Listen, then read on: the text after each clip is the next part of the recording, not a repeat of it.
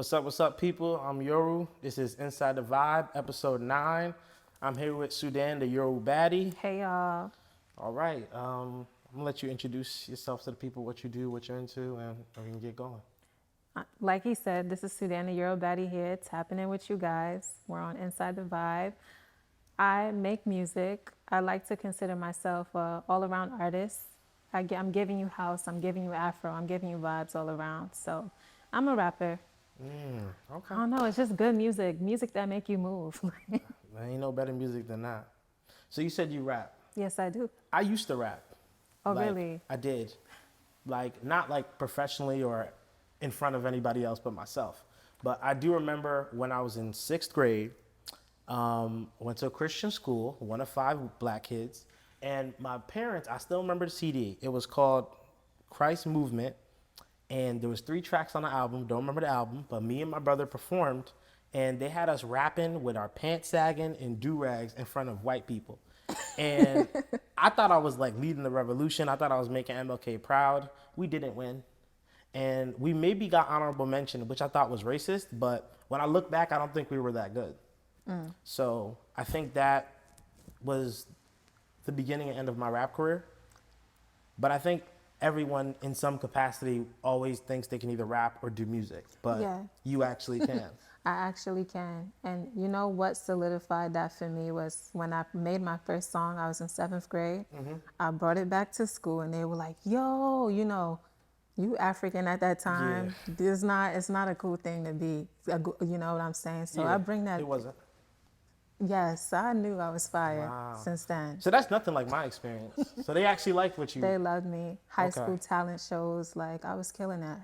Facts. So what? Even in 7th grade, to like Yeah. have the confidence to make something, go home and show it to people. Like, where does that come from? So I won't even lie to you. I didn't always have the confidence. Like I was very shy, very nervous. It's a vulnerable thing, your creation. And that's how I feel about all of my music. Before I put it out there, before I show anybody, it's like my baby. You Yeah. know, I want to protect it. I want to make sure it's up to my standards. But my first ever song that I just told you about is called Killing Them. Hopefully you don't find it because now it's ass. I gotta find it now. Killing Hopefully them. you don't. Yeah, I was rapping it for my uncle at the time, and he was just like, get out of my face. And I'm like, no, like, look, it's me. And I'm showing it to him, and he's like, you dead ass? And he's like, I'm like, yeah. So he's like, for real, I'll take you to the studio. And then we went to somebody's home studio, and that's how my first song came about to be. Wow. Yeah. Now, is that the same uncle you? No. Okay. That's, yeah, no. Just making sure. Okay. So getting the cosign from your uncle at such an early age, like pouring into you in terms of your talent, that's not from a Nigerian perspective. That's not normal. Like that, It's especially not. at the time. It's not. So what did that do for you at a young age, realizing what I believe I can be, like what I have a passion in, the people I love Right. care about it to some degree the same way I do. That made me just feel like, you know what, I'm really good at this thing and I just need to keep on in and on it. I have my mom and my uncle supporting me. My mom wasn't always on board, but They never from are. my uncle is outside. He's a big music lover. I know a lot of stuff about hip hop from him. He put me on to so much music, even Afro beats. When I started venturing off into Afro beats, he put me on. So for him to tell me, yo, you're really good at this thing, I knew I was good at this thing because he don't lie. Would you say the support of your uncle and just like finding yourself from that young age, has that helped build your confidence as like not just a musician but like a person? Absolutely. I feel like for a long time I was just so tied into my achievements, your reputation, and it's like, I won't lie to you, of like around 20, 21, it's like I had to kind of find myself all over again. Like, you're a person outside of all of those things, you know? So granted, I'm confident in my skill sets. I'm confident in what I have to bring to the table, but I just had to find that confidence as just Sudxn. And, you know, it is one person, but it's like sometimes I do feel like separating yourself from that. Sometimes I hope I'm making sense, but No, like, I you 100%. get what I'm trying to say? It's like Beyonce and Sasha Fierce. Yeah, they're two different people. Yeah. Like, you just have to really know who you are on both levels. So understanding who you are and being familiar and comfortable with yourself and it's showing as confidence. Do you think having confidence at that young of an age, like have you met people and that confidence wasn't particularly met with positivity? Absolutely. And what was It's that like? it was shattering to me because I didn't even look at it in a sense of like, I'm not trying to be cocky or anything. I just really think that my work is great. So when you're met with like negative feedback or you're just met with like somebody's like, you're not all that relaxed. Like I've gotten told that before. It's just like, And how did you respond? I mean, I always take things with a smile because that's just who I am. But on the inside, it's like, it hurts a little bit, but that's where you have to just build thick skin. Because if that's bothering me, then I won't be able to handle what I'm about to face. Because that's one person. Yeah. You know what I'm saying? Like, And that's gonna be like if that's life. if those people don't make up some part of the multitude, the success you want probably hasn't been reached Exactly. yet. So it's something you're gonna have to get comfortable Exactly. with, which I'm sure you are already.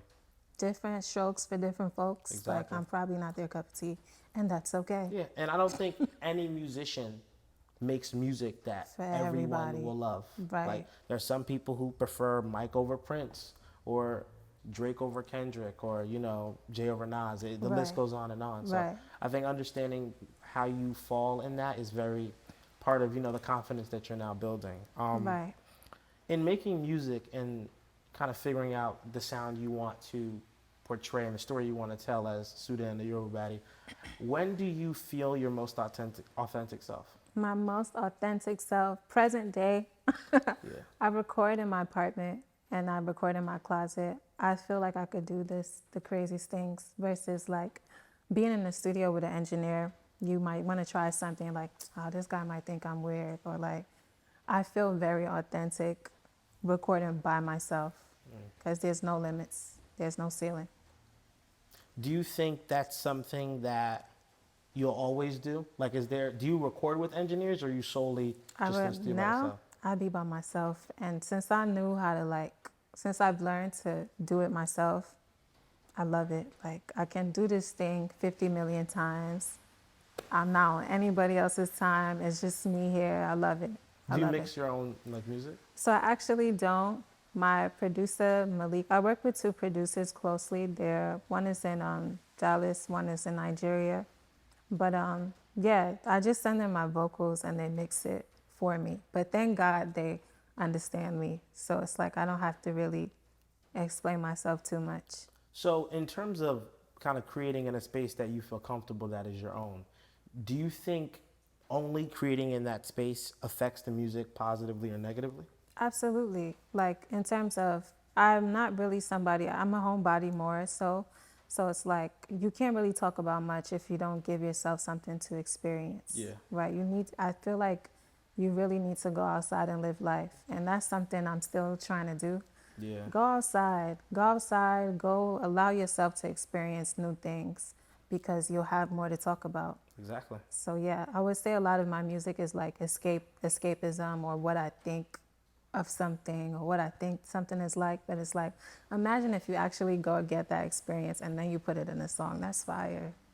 So in terms of like, being a homebody, is that something new or is that what you've always been like? I've always been a homebody with a very outgoing personality. So it's confusing. Like, girl, you look like you want to be everywhere. Because I remember I feel like the first time we met was maybe like At some party? Yeah, it was at some outdoor brunch thing. Yeah. And I remember, I don't even remember. I just remember it was your fit, and that was why, like, I was like, oh, like I like your fit. Thank and I don't you. even remember. I'm not sure if you were doing music at the time, but I was. Okay, so you were, and I didn't even know because I just like, okay, we were in like the same space, and that was how I got to know you. But from that time, would you say like you are outside less now, or to the same degree? Because I feel like I would run into you randomly, but obviously it would be like, I feel like the last time I saw you was at like it was somewhere. It was concert. somewhere. Yeah. It was in Brooklyn, was it? Yeah, I think And how so. long ago was that? Years. That might have been before COVID. Or maybe, Yeah, it was before yeah, COVID it for was. sure. Maybe like 2019. Something like that. Yeah, I feel like to the same degree. No, I've been outside a little bit more. Let me not lie. I've been going out. I've been having myself a good time. I don't know. I don't believe you.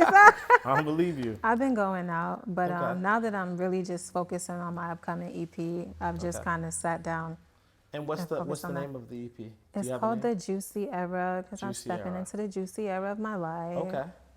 Copy. And when do we have a date for that? We actually, I'm shooting for November because I'm a November baby. Yeah. I'm not a Scorpio. Yeah, I'm definitely shooting for November. I think that's what it feels like it needs to be. And what is the Juicy Era? What does that mean to you? The juicy era, it's like the juicy portion of your life. Everything you've gone through, everything you've ever felt, where you are at now. You just really have to take it all in and just be okay. Like come to terms with it in a sense and just realize that this is all a part of your journey. You haven't even gone to where you're still gonna go, Yeah. right? This is the juicy era, like the beginning that you thought was the beginning, this is the beginning. Beginning. Like it's So- the juicy era. So I know you said that you're more of a homebody. Yes. And now we have this EP coming in November, the Juicy Era. Yes. How do you plan to, I would say, like, really grasp like the efficiency of what your juicy era could be from your Period. closet? Juicy area. Juicy area. That's I love okay.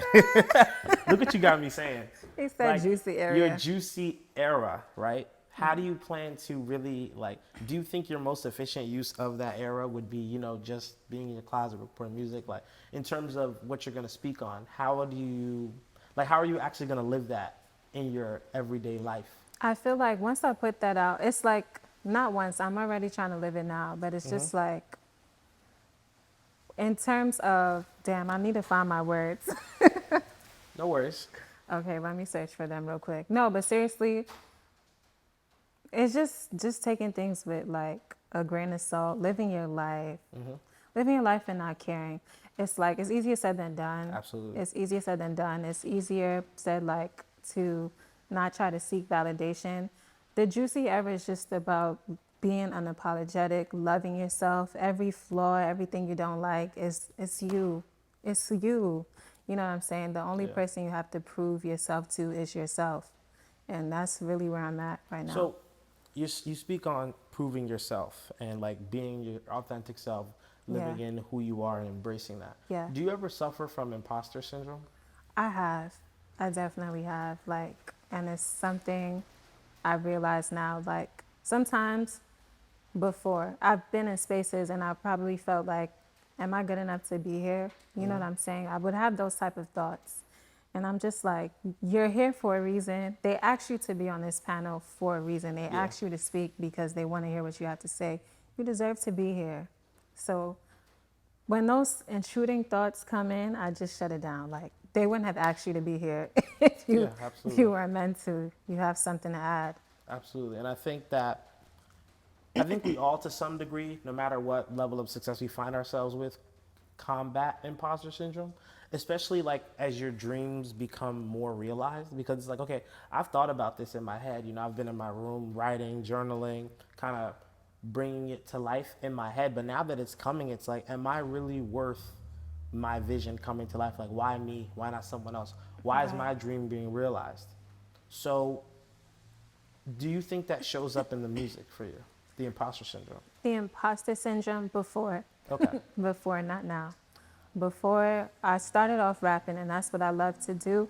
And then I dived into Afro beats fully. Like, I'm talking, I'm singing in my native language. And I felt the imposter syndrome more at that time because I felt like I was neglecting a whole different side of me. Like, I'm a New York girl. Yeah. You know what I'm saying? Like, and I've also been in spaces where I felt like because I was born in America, like, Yeah.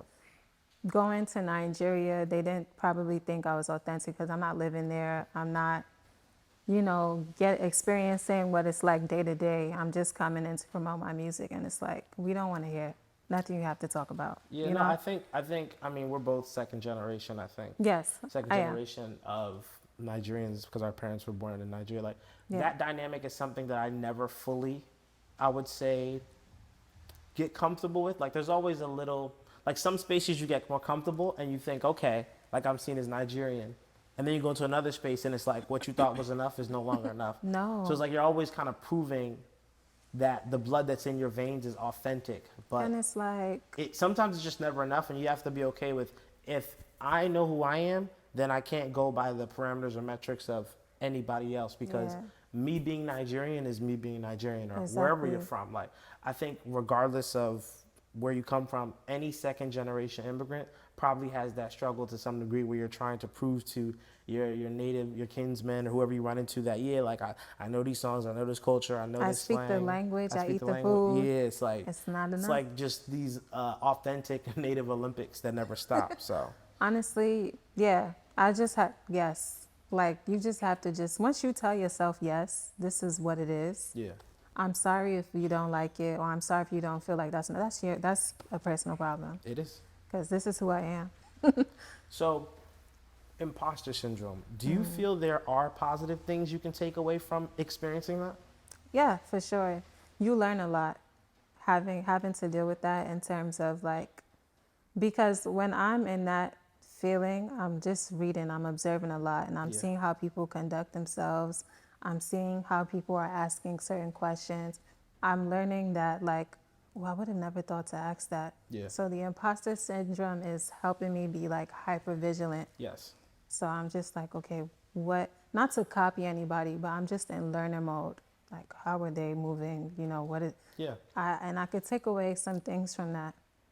And I think, like, even in those spaces where, like, maybe you're performing music or you're just outside socially, Yeah. when those feelings come, it kind of gives you the opportunity to understand what is triggering these feelings and who is kind of reflecting them on me. Because sometimes it can come from places where you thought were, you know, I would say kind of flagged as a safe space for you. And then you realize in those moments that the people or the places you thought were good for you are end up not being as good for you as you initially thought. So it does provide some clarity, and it can be a learning experience if you allow it to be, if you're in a place where you can view it as such. So I think, Oh my God, what you said makes so much sense.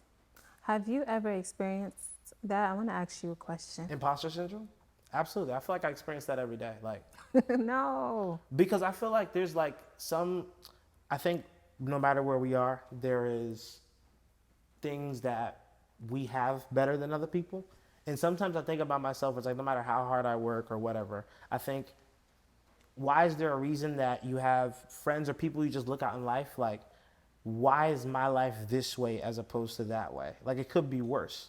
And I feel like in the last few years, I've really been embracing, like, being appreciative of where I am, but not losing sight of where I want to be. Right. But sometimes it's like you see people on a similar path to you, and it's like, why did God allow me to get here? Like, am I worth where I'm at? Like, why am I not at a different place? So I think in my head, like, I kind of always battle with imposter syndrome, but it allows me to have a different relationship with work and motivation, where it's like, okay, like if something goes wrong when I'm working, my first thought is, what did I do wrong? How can I work at it better?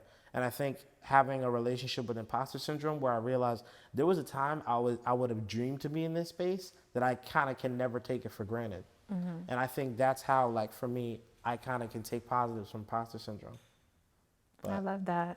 everyone has different relationships with that kind of stuff. But I think, to me, the imposter syndrome of success, quote unquote, is easy to deal with for me. But the native one is one that's just a battle I'll be fighting forever, I feel like. Really? Yeah. Because even I was supposed to go to Nigeria in 2020, but the world The ended. pandemic. And then now it's like It rebooted. all these other things. Like, it seems like it's always a dangerous time to go. But, I think I need to go there, and maybe that will help either get rid Honestly, of it or increase it. You just gotta go. Like, I've been hearing forever. I haven't been to Nigeria myself. I think the last time I went was 2018 for sure. Oh, so April. you've been? Yeah, I used to go all the Oh, time. wow, Like, okay. maybe twice a year when I was making Afro beats heavy, Yeah. like the traditional Afro beats, Yeah. not what we have now, but Yeah. like, I was going all the time.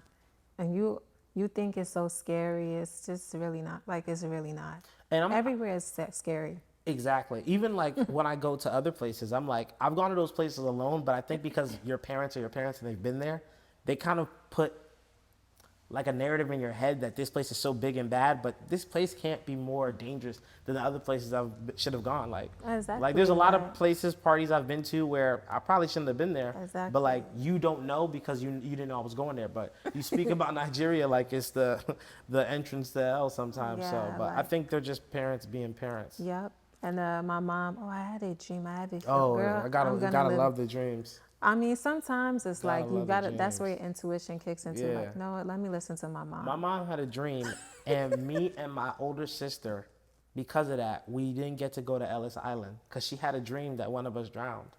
And then I, dummy, I had a dream too, and like a dummy, I told her. And I had a dream that somebody was like holding me down underwater, and that was it. Never been to Ellis Island. Never going. I'm never going. At this point, I can't. Because if I tell them, oh, I went to Ellis Island, suddenly they remember a dream they had a decade ago. I remember. You know, I'm telling you, and it's like, no, you was just watching Netflix. Sometimes you got to be like, Mom, I'm going to live my life. Yeah. Okay. But back then, they had a stranglehold on me, so I'm like. No, for sure. You got to rebel, though, like, one time, like.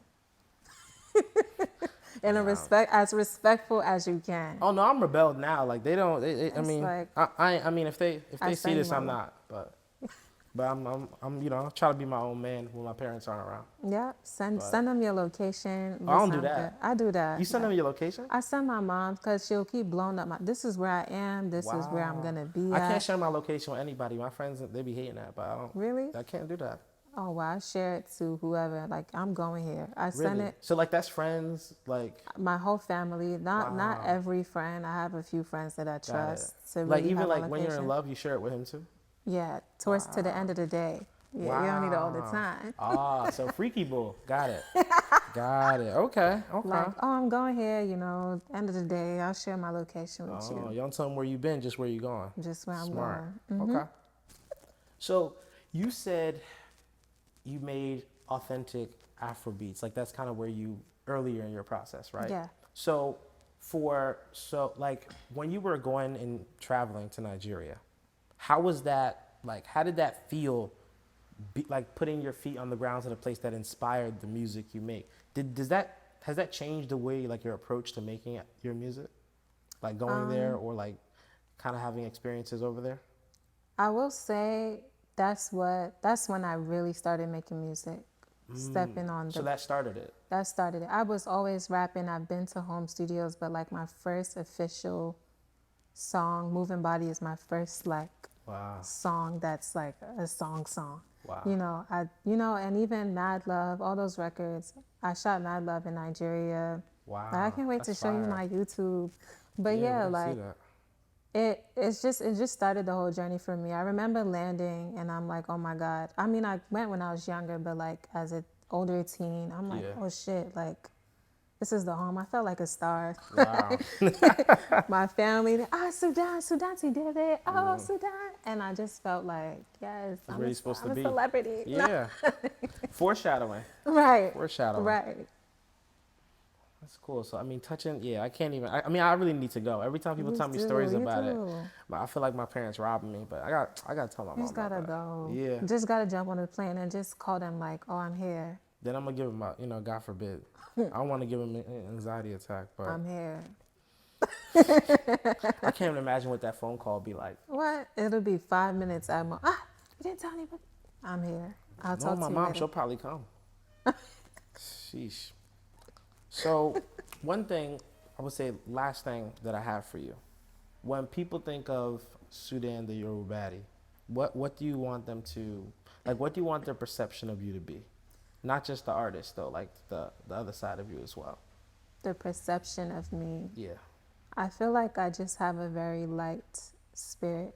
I don't like, not that things can't get heavy, but I just want people to always be comfortable around me and be themselves around me, because I could be myself. Like, let's be ourselves, Let's really be open and transparent. Like, I don't want no fakers around me. So anybody experiencing my music, experiencing me, I just hope they could walk away knowing like she's a safe space. I feel safe here listening to her or being around her. Like, she doesn't make me feel like I need to be, like, I just want everybody to just be themselves, because that's what I want to be, myself. I feel that. I can say I feel safe now. I didn't before when you first came in, but I think Why? now, like, Because my uncle came. yeah. I look to the right. I see a hand. I'm like, okay, appreciate you, Oh my like, God. Yeah, I was like, Uncle, I got it. He's like, no, I got to walk you in. I just want to see. gentlemen, gentlemen. That's how it should be, though. I'm happy. Right? He God set bless the on. tone. Yeah.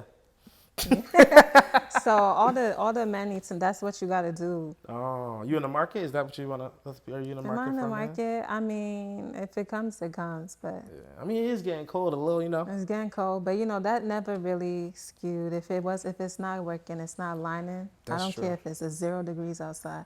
I'll lay down by myself. Yeah. No, I feel that. Cause the weighted blankets, they'll do the same thing with less headache too. So I definitely feel that. But Yeah. I feel that being open, being comfortable. I think that's a tall order. I don't think a lot of people are capable of that, but I think the right people will find you. I hope so too. And yeah, I think that's all I have for you today. You have anything else you want to tell the people? Yes, please go stream my music, Sudxn, on all streaming platforms. Hey, and I got an EP coming. I hope you guys love it. Tune in. Don't be ugly. No, I'm joking. Don't be ugly. It's crazy. I'm joking. That's Sudxn the Yoru baddie. I'm Yoru, and I will catch you in the next one. Peace. See you guys.